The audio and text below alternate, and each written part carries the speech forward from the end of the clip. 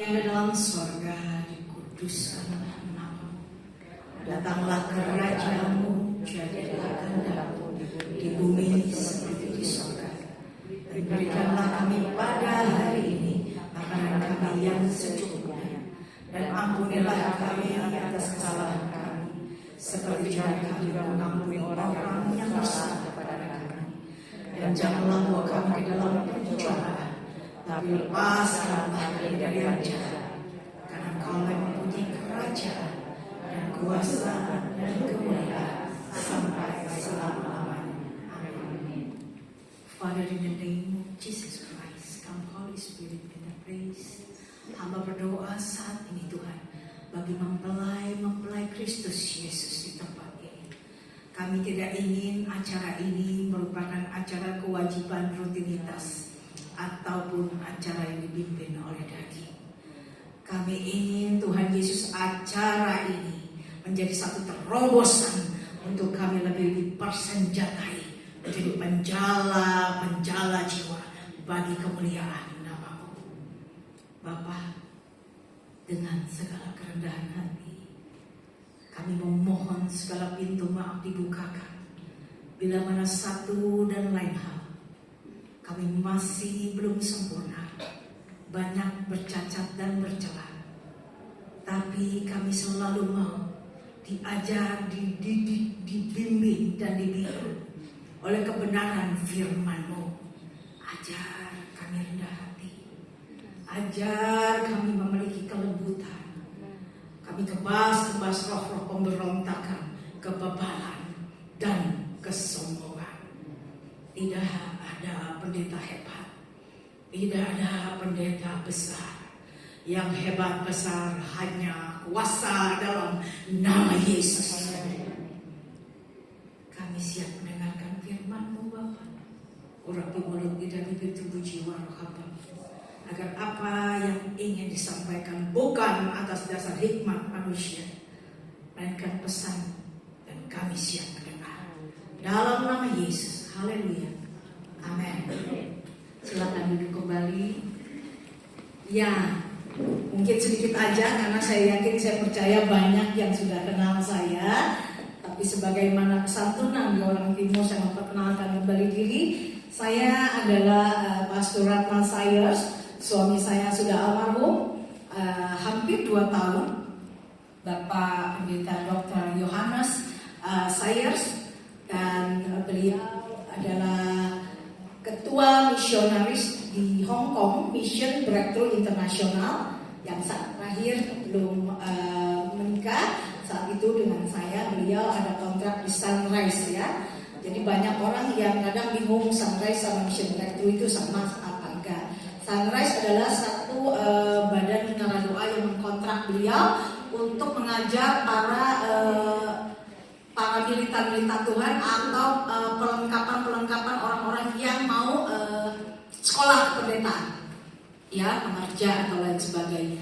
Kalau Mission Breakthrough International adalah satu badan di mana beliau mengatur para misionaris, mempersiapkan para misionaris, ya. Singkat kata, saya bersama beliau berkelana untuk memuridkan. Untuk kebetulan saya kasih spesifikasi, beliau memiliki karunia untuk mengajar.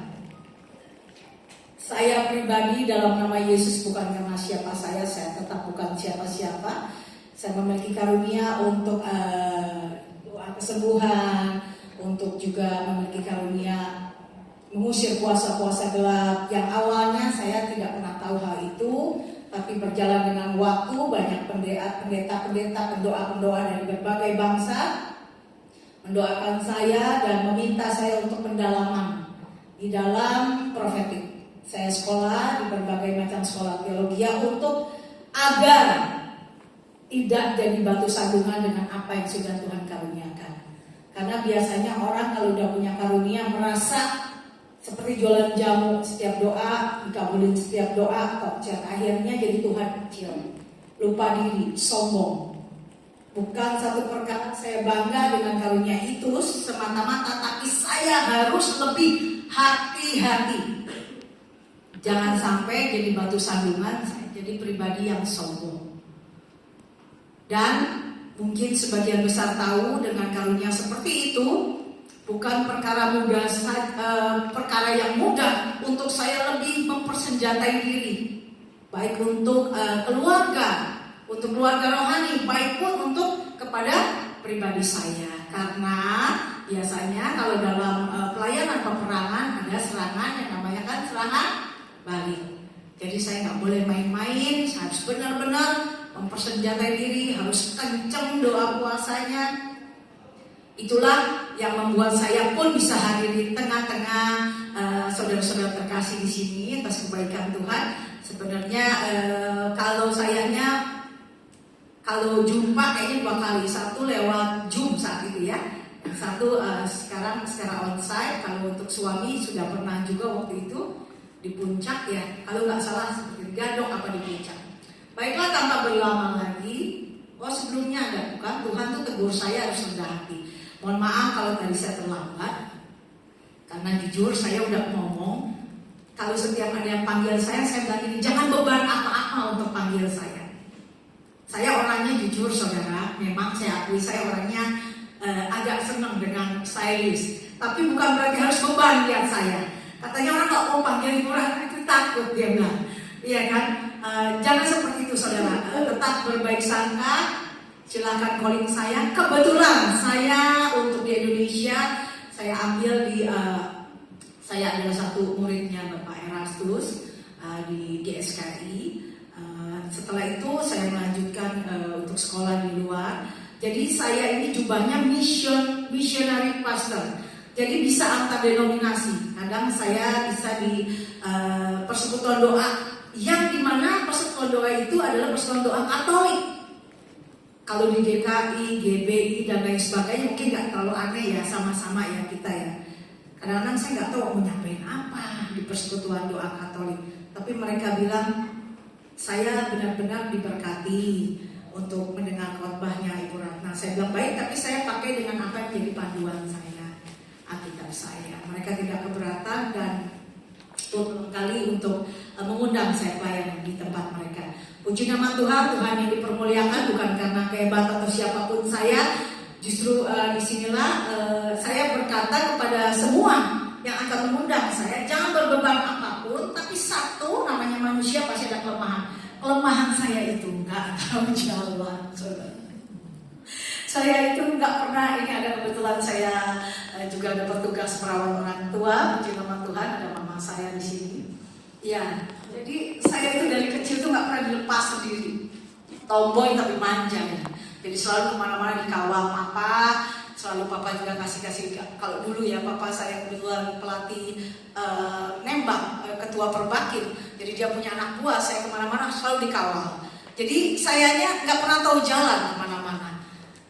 Kemarin saat saya boleh bersanding dengan Bapak Pendeta, kita pelayanan kemana-mana berdua, nggak pernah sendiri. Sampai beliau ketika mau berpulang pun berpesan, nanti mami nggak boleh sendiri ya pelayanan. Pesan ke kakak saya untuk ditemani, jaga kekudusan. Beliau bilang, tetap tolong jangan tebang pilih, nggak boleh tolong cuma sesama, tapi tolong siapapun. Karena mami, maaf saya kutip sedikit dalam nama Yesus, saya sebenarnya risih ngomong gini. Dia bilang, Mam, you are the best. Mami punya gift yang orang lain jangan punya. Tapi tolong siapapun, jangan cuma tolong sesama, jangan tebang pilih. Lanjutkan misi ini. Ketika beliau akan pulang, beliau berpesan demikian. Nah, tapi saya mau ngomong supaya nggak ada lagi nih kesalahpahaman. Saya cuma andalanya jalan. Jadi saya selalu bilang, tolong kalau bisa entah bagaimana caranya, entah saya dijemput atau di gimana, tapi tolong dituntun jalannya gitu ya. Terus kadang-kadang ini, masa sih Ratna kamu nggak bisa? Ayo gitu. Tapi ayo nyasarnya 4 kali tadi saudara. Tapi puji nama Tuhan tetap ya, tidak terlambat untuk menyampaikan firman. Baik, tema kita saat ini kasih ya, intinya adalah kasih. Intinya adalah kasih. Kenapa kita diminta intinya itu kasih? Ada yang tahu nggak Kenapa? Oh ya, bukan, Valentinnya tentang kasih. Valentin kan tentang kasih, sebenarnya lebih ke arah yang mari kita spesifikasi lagi di dalam Tuhan, yaitu, sebentar saudara, kadang-kadang nih mata nggak bisa mengelabui ya karena sudah ada usia.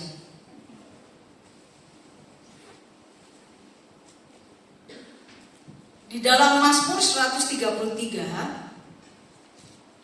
kita kupas satu-satu ya.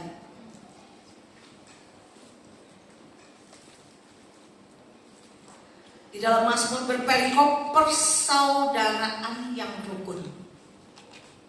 Ini kita kebetulan jubahnya di sini dipayungi oleh Ladies of Love, Ladies of Fellowship, right? Ya. Terus ladies apa sih, kumpulan tadi tidak bilang sisi ke kalau masuk. Kita adalah orang-orang yang beruntung. Kita orang yang diberkati Tuhan. Kita orang-orang yang luar biasa dalam segala hal. Tapi ambil yang baiknya. Kenapa? Karena di dalam kehidupan kadang wanita ini disebutnya wanita itu makhluk lemah. Salah saudara. Wanita ini makhluk yang sangat-sangat kuat dibanding laki-laki. Kuat dalam segala hal. Terutama harus kuat mengendalikan lidah kita. Karena dari seorang wanita hebat bisa lahir laki-laki yang sukses. Dari seorang juga wanita yang tidak bisa menjaga hikmat perkataannya, kesuksesan seorang suami pun bisa hancur. Setuju? Ya, gak usah tegang, kita santai aja. Kenapa? Karena dari berbagai macam hal, saya kebetulan juga melayani berbagai konseling. Puji nama Tuhan, ada beberapa pasangan yang sudah hampir bercerai. Dengan kuasa doa mereka bisa rujuk kembali. Dimana ketika saya kaji adalah pangkalnya dari lidah. Stres kan jadi istri? Pasti. Ya, mau suami kaya raya, mau suaminya mapan, mau gimana, pasti yang namanya suami istri ada gesekan, ada segala sesuatu. Tapi bila mana kita mau berhikmat, gini loh, kalau saya suka ambil contoh sama anak-anak rohani saya bilang kayak begini. Kalau kita jengkel, kita marah, kita geram, kita kecewa, terus kita maunya muasin diri sendiri. Sebenarnya yang kita puasin bukan diri sendiri, saudara. Iblis. Dia yang bersorak-sorai, ayo kurang kenceng volumenya. Sampai suami akhirnya tidak nyaman. Di luar sana banyak yang suaranya merdu. Sama perempuan juga. Kalau suaminya sudah seperti itu, nyalahinnya nanti orang lain. Saya selalu bilang kalau ada prahara masalah di dalam keluarga, di dalam diri kita, ayo telunjuknya rame-rame nunjuk ke diri sendiri. Jangan cari kambing hitam, jangan cari kesalahan orang, jangan. Sekalipun benar orang itu salah terhadap kita, tapi yuk mari tunjuk dulu telunjukmu ke dalam diri sendiri. Ada apa? Kenapa sampai kejadian ini terjadi? Sujud di bawah kaki Tuhan, minta Tuhan bukain semua satu demi satu. Nah, ternyata selalu yaitu pengendalian daripada lidah.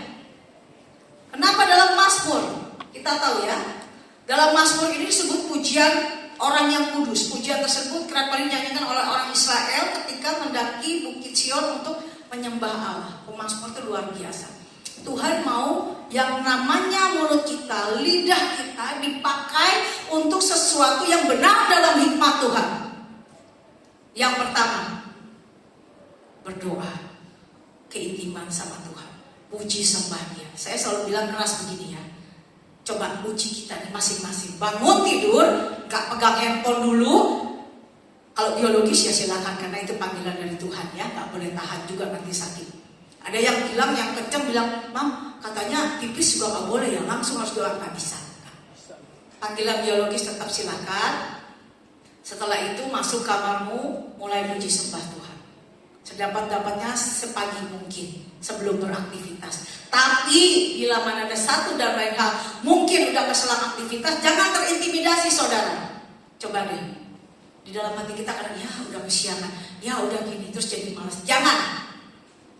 Tetap aja kalahkan iblis, tetap masuk hadirat Tuhan, tetap puji sembah Tuhan, tetap bermazmur buat Tuhan. Seperti yang kita lihat. Mari kita baca satu demi satu dalam Mazmur 133 ayat 1. Ada di tampilan kan? Kita baca sama-sama. Kalau sudah, amin. Oke, 3, 2, 1. Lebih keras.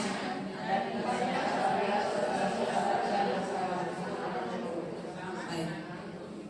Sungguh alangkah baiknya dan indahnya apabila saudara-saudara diam bersama dengan rukun. Kita nih lagi di sini bersama, rukun di sini. Di luar nanti ngomongin, lu tau gak tadi bajunya si ini norak banget, tau gak? Lu tau gak? Oh tuh tahu bajunya dia tuh kalau pakai itu lagi. Lah, makna firmannya kebersamaannya gak ada. Sampai sana malah ngomongin orang. Jangan. Kalau dulu kita seperti itu, yuk sama-sama berubah. Saya bukan berarti saya udah sepenuhnya jadi orang baik dan benar. Enggak. Saya berusaha terus untuk mengerat kedagingan saya masuk di kaki Tuhan, memperbaiki semua kesalahan-kesalahan. Harus seperti itu. Jadi kita tidak sombong, saudara. Saya kerap kali saya tidak memegang. Mungkin banyak orang ngomong, oh Ibu Ratna punyanya salah satu grup. Enggak ya. Saya tidak pernah mau menjabat apapun di dalam sebuah grup. Saya hanya diminta untuk mementor siapapun, saya oke. Saya pegang ada 12 grup. Jadi siapapun yang minta memang saya buat ngajar pendalaman firman, untuk jadi konselor, silahkan. Untuk jadi mentor, silahkan. Semua saya lakukan tulus seperti untuk Tuhan. Tapi saya tidak mau terikat. Ya, jadi saya selalu bilang dalam bimbingan-bimbingan yang saya lakukan adalah seperti ini, saudara. Saya kebetulan ada di Indonesia dan kebetulan juga anak-anak murid saya ada di, anak rohani saya ada di luar. Jadi saya bilang begini, saudara. Kalau saya ngajar di Indonesia ada yang namanya berbagai suku. Dari mulai keturunan Chinese, Manado, Ambon, dari juga Batak, ada semua komplit, ya, dan lain-lainnya. Kalau kalian nih bersekutu begini bawa ego masing-masing, pecah kepala saya. Belum lagi di luar.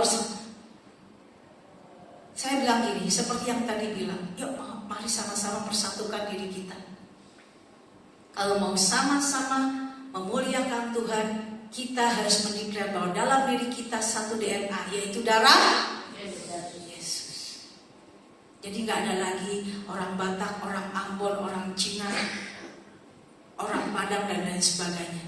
Satukan hati kita untuk memuliakan Tuhan, untuk hidup rukun bergandengan tangan. Jangan senang melihat orang susah, harus ikut bahagia kalau lihat orang senang.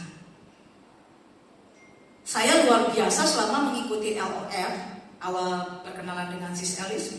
Beliau tahu sejarah saya. Jadi kalau saya ngedit-ngedit, beliau tahu semua. Ya, saya tahu wadah ini jatuh bangun, kelok-kelok segala macam. Tapi bukan makin sempit, makin lebar, amin ya. Makin meluas. Karena apa? Yang saya lihat didasari oleh kepedulian yang tinggi. Ya, tepuk tangan dulu dong buat kawan. Mau seperti apapun, kalau ada lihat orang yang tadi drama itu bukan drama bohong-bohong, saudara. Itu saya rasakan benar. Jadi setiap ada orang yang sedang mengalami sakit kah, atau ada sesuatu kah, rame-rame kita tuh nggak ada yang walaupun mungkin grup lagi sepi, tapi kalau ada yang sakit pasti rame-rame doain. Ada apapun pasti rame-rame doain, merangkul. Orang kalau lagi senang semua juga teman, betul nggak? Nggak aneh. Tapi kalau lagi duka, sekedar disapa aja, Bu. Ibu apa kabarnya? Gimana keadaan sekarang? Anaknya udah sehat belum? Bukan saya bilang uang segala atau gimana ya, saudara. Terlepas daripada apapun, kasih sayang, perhatian yang tulus melebihi daripada bantuan uang. Disapa, ditanya. Saya nggak mau bilang seperti apa, tapi sebagian anak rohani saya tahu. Saya nggak aktif di grup, tapi secara pribadi saya selalu, kalau ada yang sakit, saya selalu nyapa. Saya selalu doa. Saya tanya selalu, udah ke dokter belum? Bukan karena saya siapa, karena saya tahu. Coba posisikan kita di posisi mereka. Benar gak tuh? Bahagia kalau apalagi tadi misalnya pas lagi baru kedukaan, aduh luar biasa, disapa, dirangkul. Kadang kita perempuan cuma apa? Tuhan, aku gak minta apa-apa, aku cuma ingin kau peluk. Benar gak? Kayaknya kalau dipeluk Papa Yesus itu udah luar biasa, lebih dari segala-galanya.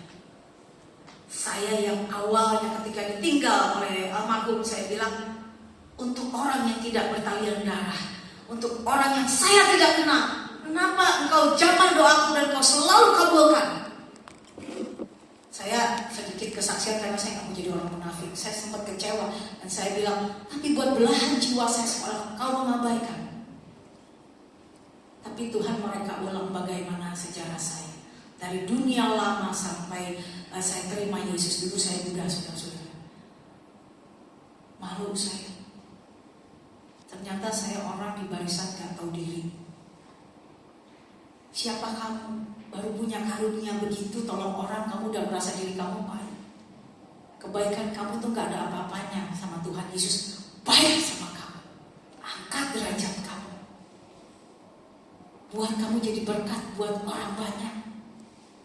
Dulu kamu mencari-cari berkat kemana-mana. Sekarang kamu bisa jadi berkat di mana-mana. Betapa baiknya Tuhan dalam hidup kamu. Kamu hafal firman, kamu baca firman, kamu ngajar firman. Tapi kamu dicolek sedikit, gak bisa jadi pelaku firman. Saya malu, saudara. Saya ambil merenung, berpuasa, diam diri, saya minta ampun sama Tuhan Yesus. Saya bilang, Bapak, kalau kau mengampuni aku siap Tuhan, kau pakai. Waktuku semuanya seluruhnya buat Tuhan. Apa yang terjadi, saudara? Handphone saya 24 jam gak pernah mati. Mama saya kalau lagi hidup dia bilang gini, lihat Ratna melek doa, kamu kapan tidurnya? Ini ada ibu saya di sini. Karena saya orang kalau bilang saya masukin Ibu Berta, ya. Doa syafaat saya nggak bisa basa-basi. Iya, Cilaran nanti saya doain, terus saya basa-basi nggak bisa. Karena mulut ini mulut hamba Tuhan, saya harus pegang janji. Dulu almarhum bilang begini, Mami bisa ya doa di luar kepala, hafal semuanya yang kamu mau doain. Karena saya punya kasih dan kesungguhan, bukan basa-basi. Hendaklah kasih itu jangan berpura-pura. Saya nggak suka pretending, saya nggak suka orang yang belakang lain depan lain. Saya itu orangnya kalau mau terima saya, ya ini saya. Nggak akan ada rubahnya. Ibu Ratna di luar sana. Mungkin ada juga yang bilang, mereka banyak panggil saya Mami kalau pastor di luar. Siap-siap aja kalau mau dibimbing Mami. Saya, kamu mau siapapun, kamu mau apapun, kalau dia salah saya tegur. Karena lebih baik teguran yang nyata. Saya nggak suka, pasti saya tegur. Maaf, kamu begini-begini. Dan kalau ada gesekan di kelompok, di kul atau di grup-grup, saya itu paling gak mau menyentuh masalahnya. Contohnya, saya dimintain si Elis misal, Bu, si ibu ini sama ibu ini berantem mulu, Bu. Gara-gara bisnis atau gara-gara ini, gara-gara itu. Saya panggil dua-dua bukan untuk bilang, kenapa? Enggak. Jangan mengorek luka, saudara. Kalau dihukum dulu memang harus seperti itu. Kebetulan saya juga flashback orang hukum. Tapi kalau di dunia rohani jangan. Saya panggil mereka duduk bareng sambil mukanya bengis-bengisan, belakang-belakangan. Saya rangkul, saya peluk, saya ajak doa, saya kasih minum. Kadang ya saya sedikit kasih berkat, saya ajak pelatihan makan. Udah gitu saya ajak doa, saya doa. Tahu apa yang terjadi? Saya lakukan tugas saya cuma seperti itu, saudara. Tuhan lakukan tugasnya sempurna. Tiba-tiba nanti ngomong gini, Mami, aku sih ngerasa salah. Kayaknya aku deh kemarin yang terlalu emosi. Mulai Tuhan Yesus bekerja. Saya bilang, udah, karena gini, nyaman gak duduknya kayak gini? Karena dia asing, blengos-blengosan. Saya gak nyentuh sama sekali. Akhirnya mereka bilang, ya udah Mami, kita mau maaf-maafan. Nah Akhirnya saya bilang, ingat baik-baik ya, ketika kita sedang bermasalah satu sama lain, ini kalau sekarang ada masalah, yang kamu sedang sakiti itu bukan ibu-ibu ini. Contohnya, ibu siapa punya nama? Elis. Ibu Elis bermasalah dengan ibu Juliana. Nah, tiba-tiba gontok-gontokan. Yang disakiti bukan ibu Juliana dan ibu Elis, bukan, tubuh Kristus sedang dicabik-cabik iblis. Yang tadinya ada kasih, kerukunan, hancur. Benar kan? Saya ajar kayak begitu. Kamu bukan lagi saling mengasihi, lagi saling menyakiti hati kamu. Yang kamu sedang sakiti tubuh Kristus. Makanya di sini kita jelas dibilang soal kerukunan. Dari mulut yang satu, ku sembah Kau Tuhan, ku sembah Kau Tuhan. Beres. Ketemu tuh sama Bu Elis, amprokan gini nih. Tuhan mana yang disembah? Jangan jadi pribadi seperti itu. Saya mau ketika kita pulang dari sini, yuk memperbarui, jangan gengsi, jangan keras hati, jangan sombong. Kita nggak ada yang kebal sama dosa. Jadi kita harus mempersenjatai diri dengan apa? Rendah hati, mau berubah, mau dididik, mau dibimbing sesuai dengan kebenaran firman. Saat ini temanya kasih. Aplikasikan kasih itu. Kalau masih ada benturan, gesekan, ataupun ada sesuatu, berdamai. Selesaikan di tempat ini. Pulang bawa kemenangan. Harus seperti itu. Jangan jadi pribadi yang keras. Bukan, soalnya Bu Ratna nggak tahu sih dia seperti siapa. Nggak perlu tahu, Tuhan Yesus yang tahu. Saya bukan dukun. Saya kalau lagi nyelesain masalah suami istri, saya maaf kata mama. Karena saya punya karunia melihat. Saya tahu suaminya itu habis jalan dengan siapa, jalan gimana, tapi suaminya bukan Alkitab. Mami kalau mau pembuktian dilihat ya, Papi pegang Alkitab, Papi itu gak selingkuh. Saya cuma jabat tangannya, jangan sentuh itu. Kamu jangan sumpah-sumpah bawa Alkitab, bawa Tuhan. Kamu keluar sama saya. Waktu itu masih ada suami, saya bawa keluar. Kamu tahu kenapa saya larang kamu pegang Alkitab? Kamu saya kasih tahu satu hal. Saya bukan orang pintar, saya bukan siapa-siapa. Tuhan, ketika saya berdoa, Tuhan suka buka. Tadi kamu begini. Kamu dari mana saya tahu. Tapi saya mengunci lidah saya untuk tidak bilang sama istri kamu. Saya minta kamu datang ke sini, bertobat. Kalau tahu salah, ibu-ibu yang terkasih, jangan cukup sampai, ya udah saya sadar kok saya salah. Tuhan mintanya bukan cuma sadar, tapi bertobat dan melakukan perubahan. Itu yang dia mau. Bukan cuma ngerem di sadar. Ya gue juga sadar, gue tuh salah. Tapi berubah. Supaya bisa berbuah. Saya selalu bilang, kamu belum jadi orang baik. Kamu belum sepenuhnya mencari wajah Tuhan. Ayo taat. Jadi saya selalu memperbarui diri. Selalu dan selalu seperti itu. Balik lagi permasalahan, kita lanjut ke yang tadi Tuhan minta, persekutuan yang manis. Dan kita tahu ya, di dalam wadah yang saat ini di LOF, jangan jadi wadah buat selfie, buat makan-makan, buat jalan-jalan, buat happy-happy. Bukan berarti gak boleh, bukan berarti tidak boleh. Tapi utamakan wadah ini adalah wadah-wadah yang akan menjadi mempelai Kristus Yesus yang tidak tertinggal dalam penjemputan, yang siap menjala jiwa di luar sana. Amin. Harus seperti itu. Karena di luar sana kita adalah gereja kecil. Saya dulu muda, saya gak suka orang Kristen. Salah gak saya? Enggak. Karena saya gak tahu, benar gak ibu? Terus kalau ada orang yang sekarang saat ini udah tahu nih, boleh nggak lihat orangnya? Nggak boleh. Kalau kita kan sudah mengenal.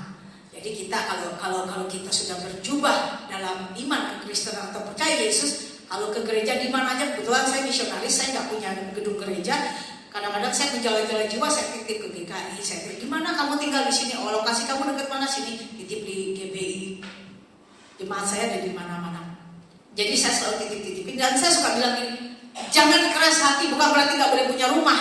Tapi gini, kalau kamu ada di Bali, kamu saat ibadah, ya cari gereja aja nggak apa-apa. Jadi itu kan bukan aliran gue ya. Enggak saudara, karena di surga sana kamu juga gak ditanya. Orang GBI di sini gak ada. Barang siapa percaya akan aku. Gak ada aliran, gak ada denominasi, enggak. Jadi datang. Buat apa mau datang? Tapi kan pendetanya kurang keren. Hey, hello. Jangan lihat gedungnya, jangan lihat pendetanya, jangan lihat interiornya. Datang masuk karena kau haus dan lapar akan kebenaran firman. Siapapun yang menyampaikan firman, jangan lihat pendetanya. Oh, pendetanya gimana? Ya, karena firman itu gak pernah ada yang salah. Tapi kita menyerap firman yang disampaikan harus pakai hikmat tuh. Jangan asal amin. Betul gak itu? Karena kuasa gelap juga bisa menyerupai malaikat. Apalagi zaman banyak nabi palsu. Jadi kita juga ketika mendengarkan firman Tuhan, iblis mencobai Tuhan dengan firman juga kan. Jadi kita pakai hikmat Tuhan. Kalau memang dia memberkati, ya sudah. Tapi ingat baik, masuk di dalam gedung gereja itu karena kita benar-benar mau dapat urapan Tuhan, hadirat Tuhan, berkat yang daripada Tuhan, bukan dari pendeta, pengerja, teman atau siapapun. Jadi jangan lihat apa-apanya. Masuk karena roh kita menyatu. Jangan masuk di statusnya OTW gereja. Wah keren. Sampai sana main handphone, ngobrol. Tuhan itu lebih cinta, lebih rindu, lebih kangen, lebih berharap roh kita. Karena dia bilang, aku mencari penyembah-penyembah dalam roh. Mau segimana bagus bajumu, mau segimana apapun. Ada orang yang duduk diam tapi rohnya melayang-layang. Aduh, listrik gue mati gak ya? Token udah diberesin belum ya? Aduh, bayaran anak gue dijatuh tempo, cicilan gue. Nah, itu pun juga Tuhan gak suka. Jadi benar-benar menyatu sinkronisasi antara roh dan tubuhmu untuk masuk hadirat Tuhan, agar firman yang disampaikan semua benar-benar bisa menjadi benih yang subur masuk dalam tubuh kita, untuk kita di luar sana bisa jadi para militan yang akan berbuah. Ya, setuju? Jadi demikian. Kita masuk ke yang kedua. Mazmur 133 ayat yang kedua. Kalau sudah, mari kita sama-sama baca. 1, 2, 3. Seperti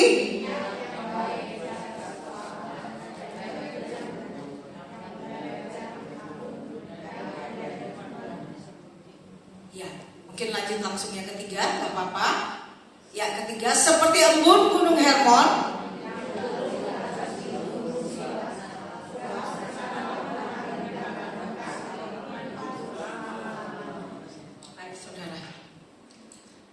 Kalau kita lihat apa arti daripada, di sini ada dua unsur ya yang kita tahu. Satu adalah minyak, kedua adalah embun. Di dalam Mazmur 133 ini Tuhan minta kita melihat ada dua unsur. Yang satu adalah minyak, yang satu adalah embun. Minyak dikisahkan di dalam firman Tuhan. Tuhan Yesus memakai minyak untuk kesembuhan. Betul? Untuk kesembuhan. Ya. Jadi kita tahu bahwasannya, kita baca di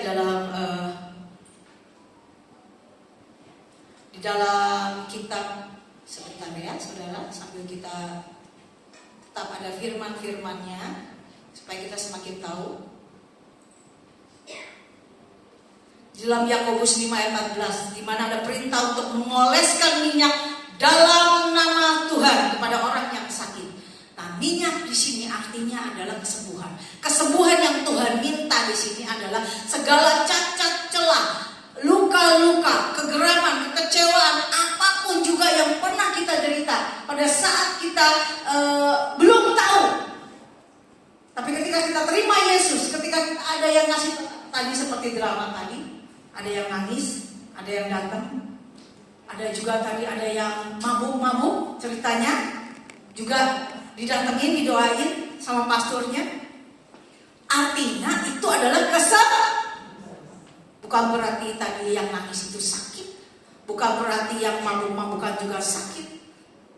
Kesembuhan yang sesungguhnya, saya selalu bilang begini, sakit yang paling sulit diobati itu bukan sakit fisik. sekalipun tumor, kanker dan lain sebagainya. Sakit yang paling sulit diobati itu sakit luka batin. Benar kan? Sulit banget diobatinnya. Harus dokter yang khusus. Kadang kita suka salah. Luka batin cari curhat ke teman. Luka batin cari orang buat curhat lagi, entah di media sosial atau apa. Salah. Bukan berarti nggak boleh ya, saya bilang bukan ya. Kurang tepat, mungkin kalimat lebih elok saya katakan kurang tepat. Saya nggak mau bilang salah. Karena banyak juga orang baik yang bisa jadi bensin. Tapi lebih tepat, saya alami jatuh bangun, topan badai dalam kehidupan saya. Saya 24 jam melayani Tuhan. Saya nggak pernah mikir ini itu. Saya fokus aja kalau saya bisa jadi berkat. Terus menerus seperti itu. Kadang saya pulang subuh, saudara. Sedikit cerita, kemarin ini ada keluarga saya Imlek. Orang-orang lihat di Facebook di mana-mana tuh lagi dekorasi buat Imlek.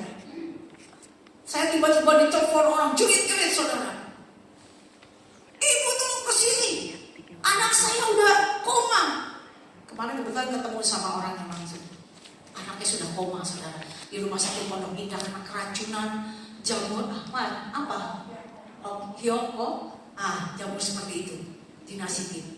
Keracunan dan sudah hampir nggak ada. Saya nggak tahu jalan. Saya nggak ada yang antar.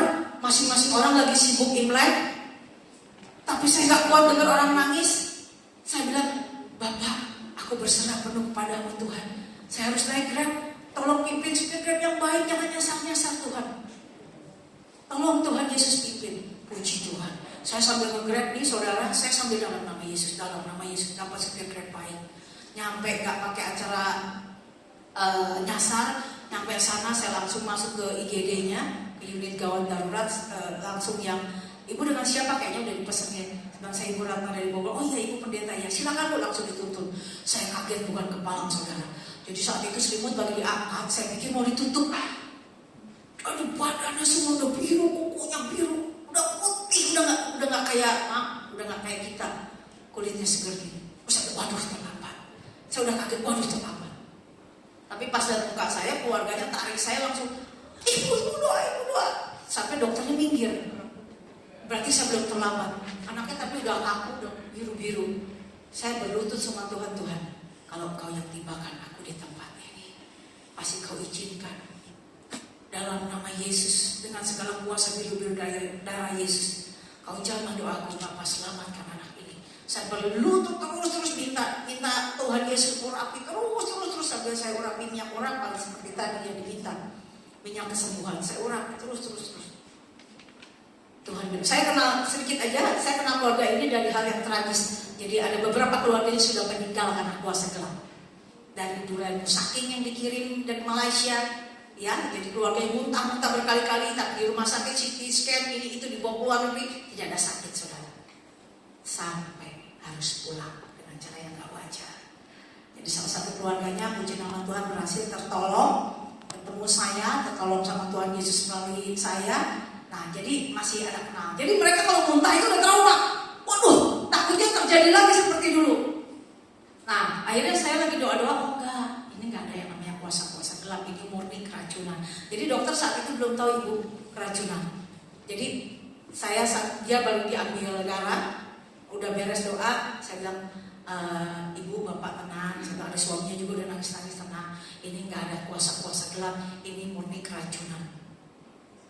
Itu waktu itu dokter belum diagnosa. Nah, nggak lama berselang datang dokternya, ahli jantung ini itu, buka komputer, nyatakan bahwa Ibu Evelyn benar keracunan. Gitu. Jadi setelah dengar kayak gitu, udah saya doa, dokter bawa alat-alat, ada 4 alat, dan dia cek semua, dicek, puji nama Tuhan, nggak apa-apa, semua terselamatkan. Tapi iblis nggak cuma sampai di situ, saudara. Jadi ketika memang ada satu suntikan sebelum dokter itu periksa, ada satu suntikan, kata dia bilang karena tekanan darah drop, jadi disuntik. Nah, kita lagi duduk, saya doa-doa di belakang sambil bertatapan. Habis disuntik sama Ibu, dia pegangin jantung, dia kecet lagi, kejam-kejam. Sampai gak bisa nafas. Wah, suami Yesus semua kaget karena tidak pernah mempermalukan hambanya. Sampai lutut lagi berdoa. Ada apa Yesus? Ada apa? Saya pegang dadanya. Gawat, dia bilang, sampai udah gak bisa napas lagi. Semua orang panik. Saya bilang, Tuhan berkata-kata, Tuhan tolong Tuhan Yesus, sampai serahkan sepenuhnya doa ini dalam tanganmu. Berkata-kata, Tuhan ada apa? Tuhan kan bilang ada apa-apa, everything is fine. Ternyata yang saya lihat adalah kelebihan dosis suntikan ampulnya. Saya langsung panggil dokter. Habis doa saya bilang, panggil dokter. Ini kelebihan dosis suntik. Dipanggil dokternya. Dokternya cuma begini saudara, gak ada panik-paniknya. Ini kita udah kalah kabut, dokternya cuma gini. Oh iya, tolong kasih infus apa ya yang ada di plastik kecil itu loh Bu. Tolong ya kasih itu aja. Santai, gak ada panik-paniknya. Setelah diinfus, everything is fine. Saya bilang, Tuhan beri tanda-tandamu ya Bapak. Karena waktu udah malam banget. Tuhan bilang besok pulang. 2 hari pulang. Akhirnya waktu itu Sabtu saudara. Imlek Sabtu ya, malam Imlek. Saya bilang, kamu besok udah pulang. Harusnya malam ini juga harusnya pulang. Cuma kan gak mungkin malam-malam besok pulang. Cuma karena besok Minggu adminnya kan tutup. Jadi alhasil Senin baru pulang. Saya kenapa harus cerita gitu? Bukan untuk apa-apa saudara. Kalau lagi doa, kita fokus. Kalau udah dengar suara Tuhan apa, amin. Katakan amin. Jangan ada gini, tapi jangan. Tapi itu yang menghambat doamu dikabulkan. Mau lagi ngelobi orang dalam pekerjaanmu, mau lagi bisnis mogul, apapun, jualan, apapun juga, lakukan saja tugasmu dalam doa. Baca, kalau yang bisnis pekerjaan, baca Mazmur 23, jangan sombong, tetap serahkan segala sesuatunya dalam tongkat dan kehendak Tuhan yang membimbing kita. Selebihnya ya sudah, ada orang mau beli, tetap senyum, enggak beli, jangan jadi jutek, enggak, siapa tahu dia uangnya kurang. Jadi seperti itu. Jadi tetap diberkati, ya. Jadi ingat baik-baik, kalau lagi doa fokus. Saya percaya Tuhan yang saya sembah, Yesus Kristus, Tuhan yang mendengar. Kalau doamu saat ini belum dikabulin, nggak usah maksa. Kadang saya bilang begini, kalau lagi doa jangan lo fokus sama masalah lo. Minta boleh nggak? Boleh. Minta lebih daripada kebutuhan boleh. Ada orang bilang begini katanya, Tuhan tuh ngabulinnya apa yang kamu butuhkan, bukan apa yang kamu inginkan. Maaf kalau saya nggak setuju. Karena apa? Karena Tuhan bilang mintalah apa saja. Tuhan itu baik, tapi hidupnya berkenan dong, benar nggak fair dong. Lo mintanya banyak, tapi tidak mau mempersembahkan tubuh ini secara yang baik. Harus fair. Kalau hidup berkenan, saya yakin, saya percaya Tuhan manjain kita luar biasa. Ya, jadi seperti itu. Mari sama kita next ke ayat tadi yang ketiga ya. Yang ketiga sudah. Yang saya minta seperti ini sekarang. Sekarang kita lagi berada di LOF. Ini mungkin buat terakhir ya. Kita di LOF sama seperti tujuan kita adalah untuk, saya yakin, saya percaya apapun bentuk yang ada kata bisnis atau apapun, tapi tujuannya adalah untuk kemuliaan Tuhan, betul? Ya, lebih setuju itu ya. Selanjutnya boleh yang lain-lain. Nah, di sini saya tekankan adalah kita bersatu ini bukan karena satu hobi jalan-jalan, hobi selfie, hobi kuliner, bukan. Tapi kita di sini balik lagi tadi dipersatukan oleh darah Yesus. Kita satu, kita unity, nggak ada hobi-hobian lagi nih Bu, nggak ada gesek-gesekan lagi. Berarti Ibu Yuli saudara saya, Ibu Berta saudara saya.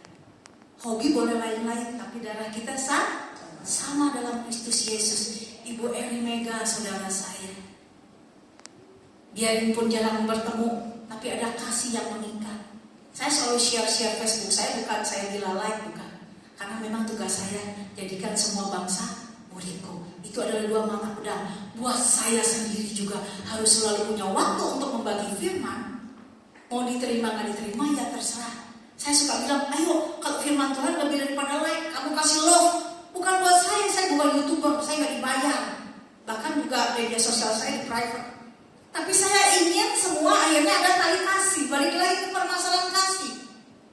Ada satu perkumpulan yang dibentuk dalam sekalipun saya jarang bertemu sama Ibu Elis, bahkan mungkin baru kenal dengan Ibu Julia.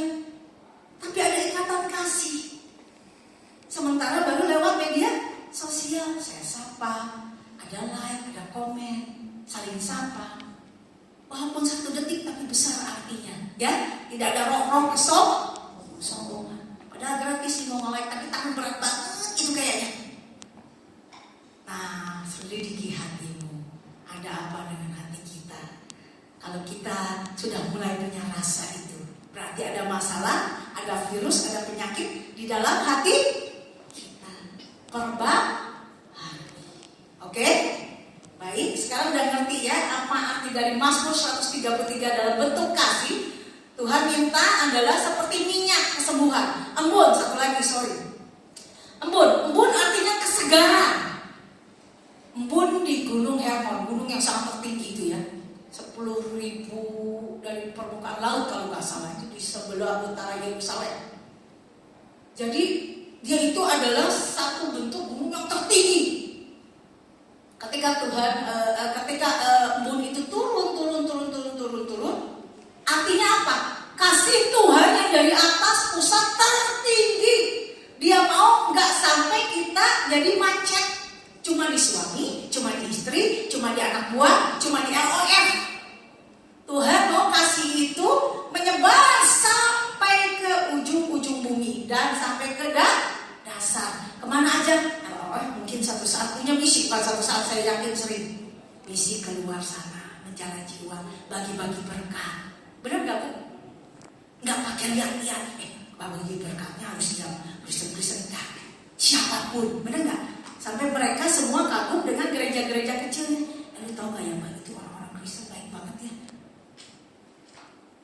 Puji Tuhan, saya baru menjalan 2 orang Muslim dan saya bilang ketika saya berdoa, saya nggak mau nyentuh agama. Kita lakukan tugas kita. Kita bawa sinar kemuliaan Tuhan. Nanti dengan sendirinya Tuhan akan rebut rohnya. Begitu saudara. Jadi paham semua? Dalam nama Yesus, semoga apa yang saya sampaikan dalam Mazmur 133 ayat 1 dan 3 ini, ingat baik, kita harus jadi minyak urapan di luar sana. Ya, bukan harus jadi virus dan bakteri. Jangan. Terutama dari mulut ibu-ibu nih, ya kan? Harus jadi berkat. Harus punya hikmatnya Tuhan. Jangan hikmat sendiri. Gua merasa benar, jangan buang itu semua. Ya, jadi harus jadi minyak yang menyembuhkan luka-luka orang-orang di luar sana kah, saudara-saudara kita, keluarga inti kita, pun yang terutama berdamai dengan dirimu sendiri, agar kau bisa berdamai dengan orang di luar sana. Yang kedua, jadi jadilah penyejuk, bukan jadi api yang membakar. Ada teman lagi gesekan, malah dibakar, jadi makin besar. Tidak, jadi embun. Ajak doa bareng, ajak kue bareng. Jadi di mana tempat pun kamu bisa membawa terang kemuliaan Tuhan. Mari sama-sama kita berdiri, saya tutup dalam doa.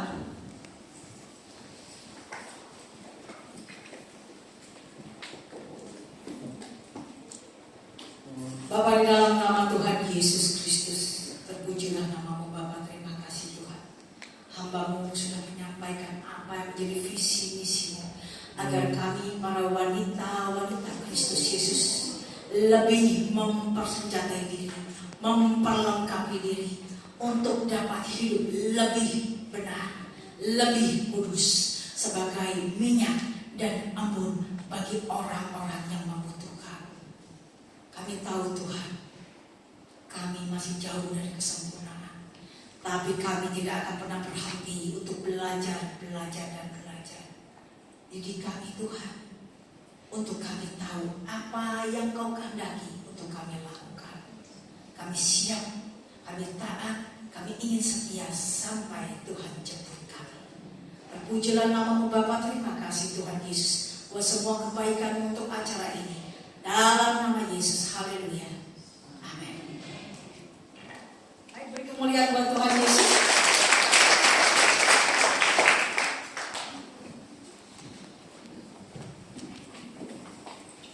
Haleluya, kita sangat diberkati oleh kebenaran firman Tuhan. Amin. Ya, terima kasih Pastor Ratna. Dan sekarang